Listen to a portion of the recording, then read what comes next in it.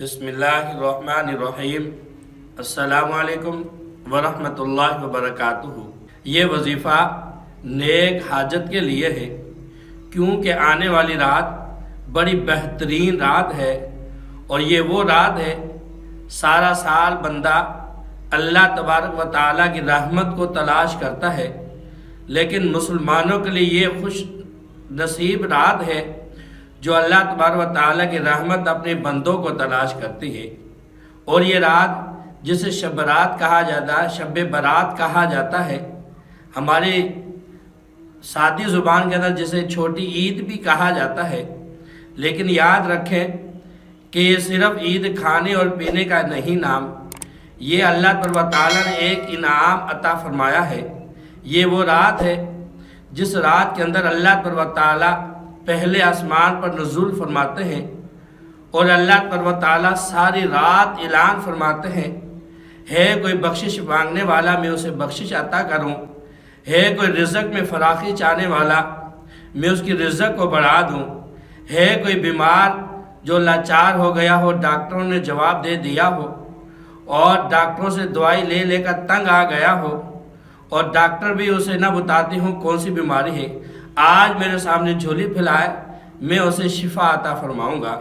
اور پھر دوسری طرف یاد رکھیں کہ یہ وہ رات ہے جس رات کے اندر اللہ تبارک و تعالیٰ آنے والے سال کا فیصلہ فرماتے ہیں، یعنی موت و حیات اور عروج زوال، بیماری اور شفا، اور رزق کا بڑھانا، رزق کا کم کرنا۔ اس رات کے اندر اللہ تبارک و تعالیٰ کے سامنے جو بندہ دل کے ساتھ، اخلاص کے ساتھ جو دعا مانگے گا، اس رات کے اندر ہر بندے مسلمان کی دعا قبول ہوتی ہے۔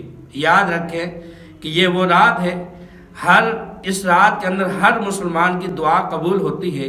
تو جو میرے بھائی اگر کسی بھی دنیا کے لیے پریشان ہے، رزق کے لیے ہے، کاروبار کے لیے ہے، اولاد کے لیے ہے، یا شادی کے لیے ہے، رشتے کے لیے جو پریشان ہے، تو اس رات کے اندر صرف ایک یہ وظیفہ کریں، 10 سے 15 منٹ کا یہ وظیفہ ہے، یہ وظیفہ کریں۔